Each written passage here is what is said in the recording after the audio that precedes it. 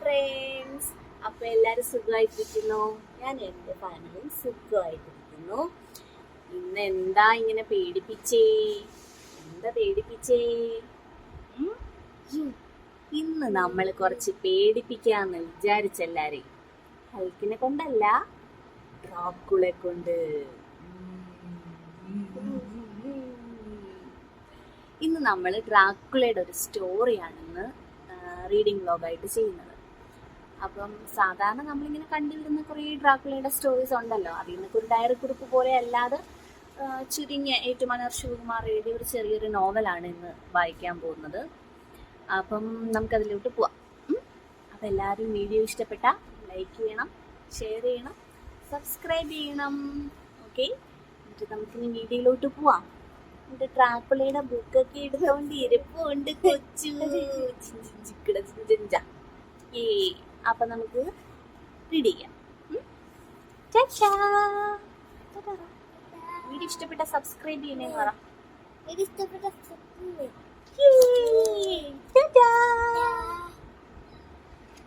ഭാഗം 1.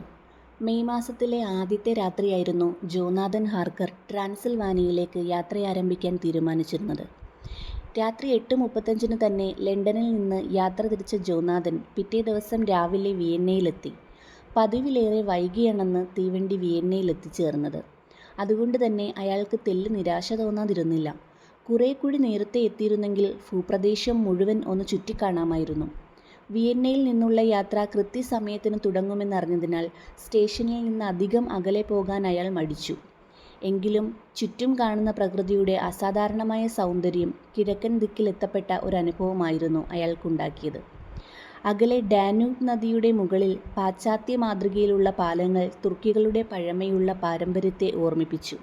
പക്ഷേ ആ സൗന്ദര്യം കണ്ടുകൊണ്ട് അധിക സമയം നിൽക്കാൻ അയാൾക്ക് കഴിഞ്ഞില്ല. വിയന്നയിൽ നിന്ന് യാത്ര പുറപ്പെടേണ്ട തീവണ്ടിയുടെ ചൂളം വിളി അകലെ കേൾക്കാൻ തുടങ്ങിയപ്പോൾ ജോനാഥൻ സ്റ്റേഷനിലേക്ക് നടന്നു. കൃത്യസമയത്തിന് പുറപ്പെട്ട വണ്ടി കുറേ ഇരുട്ടിക്കഴിഞ്ഞാണ് ക്ലോസൻബർഗിൽ എത്തിച്ചേർന്നത്. അവിടെ റോയൽ ഹോട്ടലിലെ താമസവും ഭക്ഷണവും അയാൾക്കൊട്ടും ഇഷ്ടമായില്ല. ഇഷ്ടപ്പെടാത്ത ആഹാരം കഴിച്ച് ഉറക്കം വരാതെ കിടക്കുമ്പോൾ തനിക്ക് എത്തിച്ചേരേണ്ട സ്ഥലത്തെക്കുറിച്ചായിരുന്നു അയാളുടെ ചിന്ത. നാട്ടിൽ വെച്ച് ട്രാൻസിൽവാനിയയിലേക്ക് പോകേണ്ടി വരുമെന്ന് ഉറപ്പായതു മുതൽ ബ്രിട്ടീഷ് മ്യൂസിയവും ലൈബ്രറികളും സന്ദർശിച്ച് ആ ദേശത്തിൻ്റെ കുറേ വിവരങ്ങൾ ശേഖരിച്ചിരുന്നു അയാൾ. കാരണം ട്രാൻസിൽവാനിയയിൽ തനിക്കിടപെടേണ്ട മാന്യനുമായി കഴിയേണ്ടി വരുമ്പോൾ ആ നാടിനെക്കുറിച്ചുള്ള തൻ്റെ വിജ്ഞാനം എത്രയോ ഉപകാരപ്രദമായിരിക്കും. ക്ലോസൻബർഗിൻ്റെ ഏറ്റവും കിഴക്കേ അതിർത്തിയാണ് ട്രാൻസിൽവാനിയ. മൊൾഡേവിയ, ബുക്കോവിന തുടങ്ങിയ സ്റ്റേറ്റുകളുടെ അതിർത്തിയിൽ കാർപ്പത്തിയൻ മലനിരകളുടെ ഇടയിൽ ഈ നഗരം കിടക്കുന്നു. യൂറോപ്പിലെ ഏറ്റവും ഭീകരവും അധികമാരും അറിയാത്തതുമായ ഒരു വനപ്രദേശമാണ് തനിക്കെത്തേണ്ടതെന്നോർക്കുമ്പോൾ എന്തോ ഒരു അസ്വസ്ഥത അയാളെ പൊതിയുന്നു.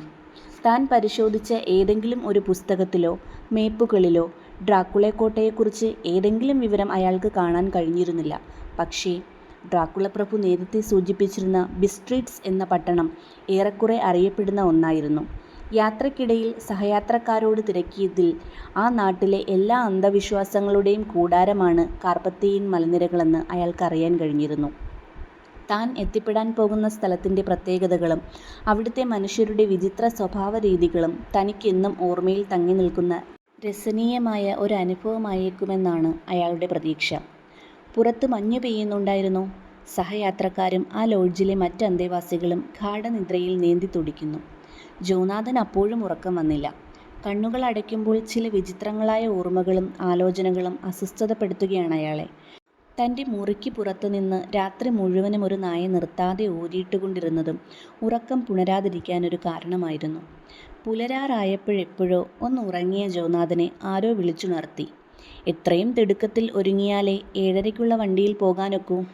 പ്രഭാത ഭക്ഷണം കഴിച്ചില്ല എന്ന മട്ടിൽ അയാൾ എണീറ്റ് സ്റ്റേഷനിലേക്ക് പുറപ്പെടുകയും ചെയ്തു. വീണ്ടും യാത്ര. പകൽ മുഴുവനും പ്രകൃതി സൗന്ദര്യം തുളുമ്പി നിന്ന പ്രദേശങ്ങളിലൂടെ വാഹനം ഓടിക്കൊണ്ടിരുന്നു. ഇരുവശങ്ങളിലെയും ആനന്ദദായകമായ കാഴ്ചകൾ മനസ്സിൽ ഒരു ഉല്ലാസയാത്രയുടെ മധുരം നിറച്ചു. നദികളും പുഴകളും മലയോരങ്ങളും പിന്നിട്ട് ആ തീവണ്ടി പാഞ്ഞു. ഓരോ സ്ഥലത്തെത്തുമ്പോഴും ഓരോ തരത്തിലുള്ള മനുഷ്യരെയാണ് കാണാൻ കഴിഞ്ഞിരുന്നത്. വലിയ കൗബോയ് തൊപ്പികളും ചാക്കുപോലെ അഴിഞ്ഞ പരുക്കൻ വസ്ത്രങ്ങളും വീതിയേറിയ അരപ്പട്ടകളുമൊക്കെയുള്ള സ്ലോവാക്കുകളെയാണ് ജോനാഥന് കൂടുതൽ ഇഷ്ടമായത്. തീവണ്ടി ബിസ്ട്രിറ്റിലെത്തിച്ചേരുമ്പോൾ സായം സന്ധ്യയുടെ കുങ്കുമധൂളികൾ മാനത്തു നിന്നപ്പാടെ അപ്രത്യക്ഷമായിരുന്നില്ല. സ്റ്റേഷനു പുറത്തിറങ്ങി ജോനാഥൻ അവിടെയെല്ലാം ഒന്ന് കണ്ണോടിച്ചു. ബുക്കോവിനയിലേക്ക് പോകുന്ന ബോർഗോ ചുരത്തിൻ്റെ അതിർത്തിയിലായിരുന്ന കഴിഞ്ഞ 50-ലേറെ കൊല്ലങ്ങളായി 4-5 പ്രാവശ്യം കൊടും വിപത്തുകൾക്കിരയായി തീർന്ന പ്രദേശത്താണ് താനിപ്പോൾ നിൽക്കുന്നതെന്നോർത്തപ്പോൾ ജോനാഥന് ഒരു ഉൾക്കിടിലമുണ്ടായി. 17-ാം നൂറ്റാണ്ടിൻ്റെ ആരംഭദശയിൽ 3 ആഴ്ചയോളം ദീർഘിച്ച ഒരു യുദ്ധത്തിൻ്റെ ഫലമായി 13,000-ഓളം മനുഷ്യർ മരണപ്പെട്ടതും ഇതേ സ്ഥലത്ത് വച്ച് തന്നെയായിരുന്നു. ഇരുളിൻ്റെ നിഴലുകൾ ഭൂമിയിൽ മങ്ങിയ ചിത്രങ്ങൾ വരയ്ക്കാൻ തുടങ്ങുകയാണ്. ഡ്രാക്കുള പ്രഭുവിൻ്റെ നിർദ്ദേശം പോലെ ഗോൾഡൻ ക്രൗൺ ഹോട്ടലിലേക്ക് തന്നെയാണ് ജോനാഥൻ പോകാനൊരുങ്ങിയത്.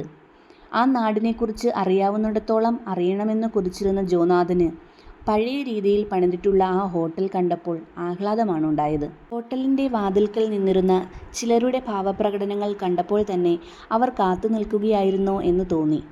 നീളമുള്ള അങ്കിയും ഇറക്കമുള്ള ഉടുപ്പുകളും ധരിച്ച അവർ ആ നാട്ടിലെ കൃഷിക്കാരെ പോലെയായിരുന്നു. ജോനാഥൻ അടുത്തപ്പോൾ തല കുനിച്ച് അഭിവാദ്യം ചെയ്തുകൊണ്ട് ഒരു വൃദ്ധ ചോദിച്ചു, "ഇംഗ്ലീഷുകാരനായ മനുഷ്യൻ നിങ്ങളാണെന്ന് വിശ്വസിക്കട്ടെയോ?" "അതെ, ഞാനാണ്, ജോനാഥൻ ഹാർക്കർ," നേരിയ പുഞ്ചിരിയോടെ ജോനാഥൻ മറുപടി പറഞ്ഞു. അവർ അടുത്തു നിന്ന ഒരു മനുഷ്യനോട് എന്തോ ആംഗ്യം കൊണ്ട് സംസാരിച്ചു.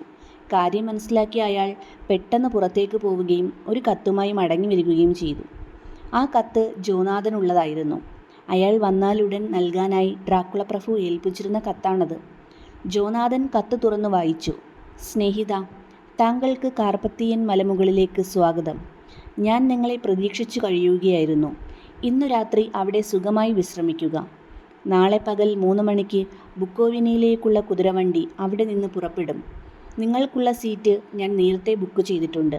ബോർഗോ ചുരത്തിൽ വെച്ച് എൻ്റെ കുതിരവണ്ടി വന്ന് നിങ്ങളെ എൻ്റെ കോട്ടയിലേക്ക് കൊണ്ടുപോരും. യാത്ര സുഖകരമായിരിക്കുന്നുവെന്ന് വിശ്വസിക്കട്ടെയോ? നിങ്ങളുടെ സ്നേഹിതൻ ഡ്രാക്കുള." കത്ത് വായിച്ചു തീർന്നയുടൻ അത് കൊണ്ടുവന്ന മനുഷ്യൻ ജോനാഥനെ അയാൾക്കായി നിർദ്ദേശിച്ചിരുന്ന മുറിയിലേക്ക് ആനയിച്ചു. യാത്രാക്ഷീണത്തിൻ്റെ കാഠിന്യമകം അന്ന് കിടന്നതറിയാതെ അയാൾ ഉറങ്ങിപ്പോയി. മഞ്ഞിൽ പുതഞ്ഞുണർന്ന ബാലസൂര്യൻ പൈൻമരക്കാടുകൾക്ക് മുകളിൽ തിരികൊളുത്തി. ജോനാഥൻ ഉണർന്നു. തൻ്റെ കാര്യങ്ങളെല്ലാം പ്രത്യേകം ശ്രദ്ധ വയ്ക്കണമെന്ന ഡ്രാക്കുള പ്രഭുവിൻ്റെ നിർദ്ദേശമാകാം ഹോട്ടൽ ജോലിക്കാരുടെ പെരുമാറ്റമെല്ലാം ഒരു പ്രത്യേക താൽപ്പര്യത്തോടെയായിരുന്നുവെന്ന് ജോനാഥന് മനസ്സിലായി.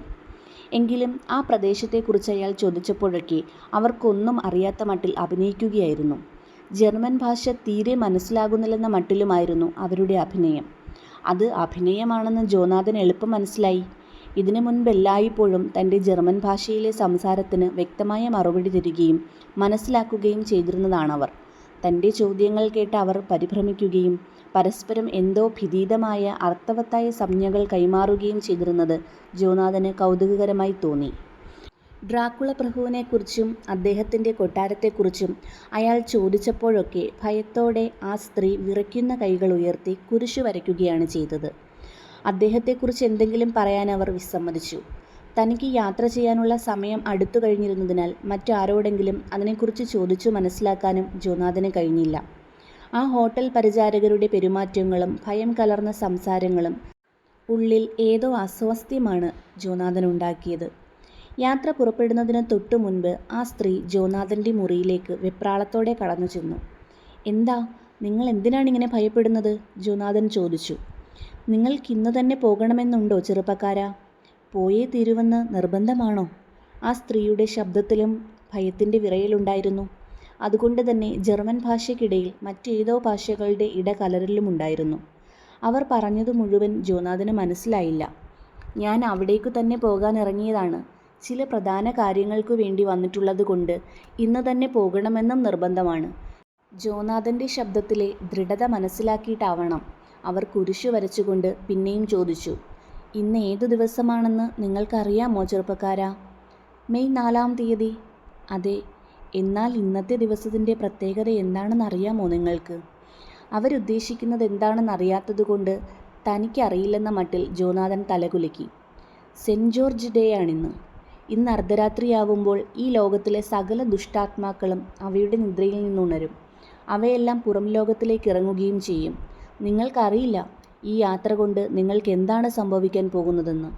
ആ സ്ത്രീയുടെ വാക്കുകളും ഭാവങ്ങളും മനസ്സിലാക്കിയെങ്കിലും അവരെ എങ്ങനെ ആശ്വസിപ്പിക്കാനാവുമെന്ന് അയാൾക്കറിയില്ലായിരുന്നു. ആ ചെറുപ്പക്കാരൻ്റെ നിശ്ചയത്തിന് മാറ്റമില്ലെന്ന് മനസ്സിലാക്കിയപ്പോൾ അവർ നിറഞ്ഞ മിഴികൾ ഒപ്പിക്കൊണ്ട് തൻ്റെ കഴുത്തിലെ കൊന്തമാല ഊരി ജോനാഥൻ്റെ കഴുത്തിലിട്ടു. പിന്നെ അവർ ഒന്നും പറയാതെ പുറത്തേക്ക് പോവുകയും ചെയ്തു.